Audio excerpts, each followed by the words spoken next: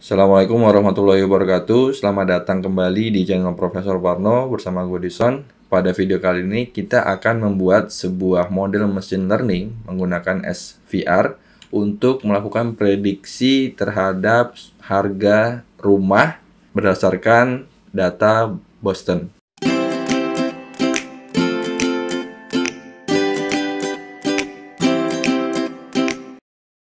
Oke, jadi kita akan melakukan membuat model machine learning untuk memprediksi harga rumah menggunakan support vector regressor, yang mana ini termasuk dalam teknik machine learning regresi. Jadi nanti model support vector ini diharapkan mampu melakukan estimasi, memprediksi harga rumah berdasarkan data-data yang ada di data Boston. Boston ini ada di scikit-learn. Jadi kita import dulu beberapa kebutuhan kita seperti NumPy. Selanjutnya kita juga perlu import sklearn metric ya. Metric. Seperti video sebelumnya, selanjutnya kita akan dari sklearn kita import yaitu SVM itu sendiri. Kita akan gunakan SVR. Habis itu sklearn lagi kita akan import yang utils, import shuffle. Ya ini untuk nanti mengacak datanya aja sih, nggak dipakai juga nggak masalah. Oke, kita jalankan. Setelah itu kita akan coba untuk mengambil data. Oh ya, lupa di sini kita belum import datanya ya. Kita ambil di dataset. Kita akan masukkan datanya adalah dataset dari load Boston. Nanti kita print datanya. Ini sama seperti data iris ya. Jadi dibedakan antara data dan juga target. Untuk datanya ini nilainya, dan untuk yang targetnya atau labelnya di sini. Oke, ini jadi estimasi nilainya, atau dalam hal ini adalah estimasi harga dari rumah itu sendiri. Oke, lanjut. Kita sudah punya datanya. Selanjutnya kita akan melakukan shuffle ya, shuffle dari data-datanya sekaligus memasukkan nilai tersebut ke dalam X dan Y.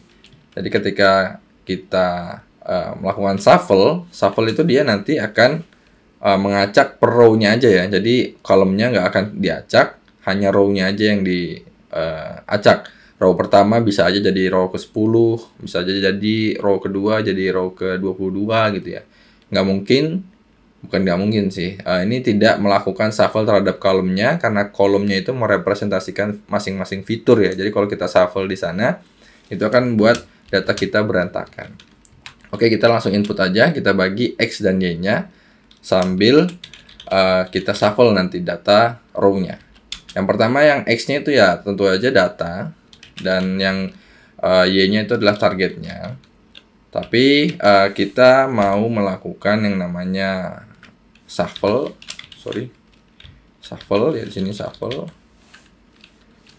di mana nanti shuffle ini kita perlu inputkan random state-nya. Jadi kayak nilai inisiasinya untuk melakukan random. Misalnya kita input aja 3 ya, 3 atau berapapun itu. Sudah dimasukkan. Ini kalau kalian print, ini mestinya sama seperti yang di atas, Y yaitu data target. Akan tetapi sudah diacak per row-nya atau per record datanya. Selanjutnya kita seperti video sebelumnya, kita pisahkan data latih dan juga data uji, dimana kalau data latihnya let's say kita mau ambil 0,8, bisa kita kali dengan jumlah dari datanya gitu ya.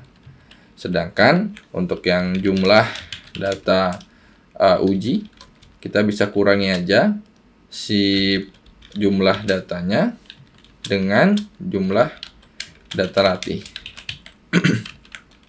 Oke, kalau kita print, misalnya kita mau cek aja sih berapa sih data latihnya, 404, dan data ujinya adalah 102. Oke, jadi kira-kira si jumlahnya itu adalah 506.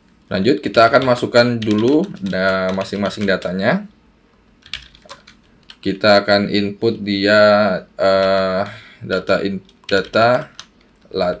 input data latih gitu ya, dimana nilainya adalah si X train. Jadi sebenarnya nggak masalah kalau X-nya gede atau X-nya kecil, tapi biasanya orang juga membedakan ini karena X itu biasanya tidak lebih multidimension ya, jadi lebih banyak fiturnya, jadi dibuat X besar gitu ya, menandakan bahwa ini adalah fitur gitu. Fitur kan banyak jumlah data, dan yang si Y-nya juga demikian, seluruh row sejumlah data latihnya. Oke. Dan untuk input data uji, kita bisa ambil X testnya dan juga Y testnya, di mana kita akan melakukan slicing, yaitu diawali dari start row ke setelah data latih ya. Saya data latihnya ada 404, berarti kita ambil yang ke 405-nya. Kita ambil sampai mentok, sampai habis. Demikian juga dengan Y-nya, yaitu dari 405 sampai dengan selesai, sampai terakhir. Oke, kita sudah punya ini ya, sudah punya X-train dan Y-train. Kalau misalnya penasaran, kita bisa print aja jumlahnya. Oke, udah sesuai ya. Nah, yang Y-testnya juga mesinnya sudah sesuai. Oke, kita sudah bahas inputnya, memisahkan input datanya. Selanjutnya kita akan melakukan yang namanya pemodelan. Yang pertama, kita juga perlu melakukan pembuatan sebuah model regresornya. Misalnya kita buat aja regresor seperti itu, kita panggil si SVR dengan input kernel. Jadi kernel ini kalau di support vector ya kita mainnya di kernel, mau linear mau apa ya, yang lain lupa saya. Pokoknya linear itu yang garis aja, garis melengkung. Nanti ada juga yang teknik-teknik kernel lain yang bisa kita ubah dan kita bisa adjust sesuka hati kita untuk mendapatkan performa yang lebih baik gitu ya. Sekarang kita akan coba yang linear dulu, dimana nanti ini bisa kalian ubah ya, kernelnya mau seperti apa, support vektornya itu mau bentuknya bentuk linear atau yang lain. Dan selanjutnya yang nggak kalah penting yaitu C ini perlu kita input karena ini sebagai penalti dari training errornya. Berapa sih penalti ketika kita menemukan error saat lakukan pemodelan di data latih kita. Misalnya kita ambil 1 aja, 1,0 misalnya. Selanjutnya kita juga perlu masukkan yang namanya epsilon. Jadi epsilon ini adalah threshold-nya. Jadi nilainya penalti ini akan tertrigger ketika nilai epsilon ini kena gitu ya. Misalnya kita input 0,2 ya, 0,2. Jadi nanti ketika nilainya itu nilai errornya 0,2 ya dia tidak kena penalti gitu ya. Jadi masih dalam batas toleransi. Misalnya 0,1 aja lah biar lebih kecil ya thresholdnya. Jadi di atas 0,1 dia akan kena penalti untuk memperbaiki si kernel linear kita. Kita sudah punya regresornya, kita bisa lakukan fit terhadap datanya, data latih ya tentunya ya. Kita fit ke X-train dan Y-train-nya. Selanjutnya sudah kita dapatkan pemodelannya ya. Jadi si regresor ini sudah menjadi pemodelan kita. Kita bisa Y-prediksi itu kita menggunakan si regresor dan panggil predik apa yang kita predik ya dari X-testnya. Oke, kita sudah punya Y-pred-nya. Nanti ini akan kita bandingkan dengan si Y-test. Jadi sekarang kita akan melakukan uji performa ya, untuk melihat seberapa jauh perbedaan antara si Y-test dengan Y-pred-nya. Ini sama seperti video kemarin, kalian bisa kopas aja. Yang jelas kita mau ngeprint, misalnya kita mau hitung min absolute error ya, kayak kemarin. Lalu error, kita print dia, dan kita panggil function round pembulatan, secret matrix kita panggil dan panggil si min absolute error, dimana yang kita bandingkan adalah si Y-test ya, yang sesungguhnya dengan YPRED. Jangan lupa kita masukin berapa desimal yang mau kita ambil. Oke, untuk yang di min absolute error 3,29. Misalnya di sini kalian mau min squared error, ya sini squared error dia di 22,93, dan misalnya di median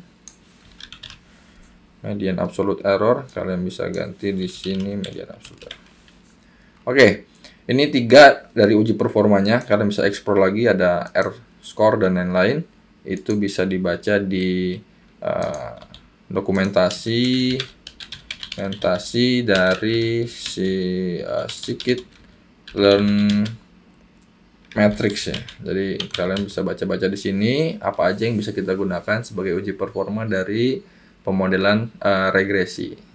Oke, mungkin ini aja yang dapat gue sampaikan untuk prediksi harga menggunakan support vector regressor. Nilainya cukup baik, di min absolute errornya 3,04, mediannya 1,8. Jadi model ini bisa dibilang cukup bisa merepresentatifkan harga jika ditemukan data baru ya gitu ya.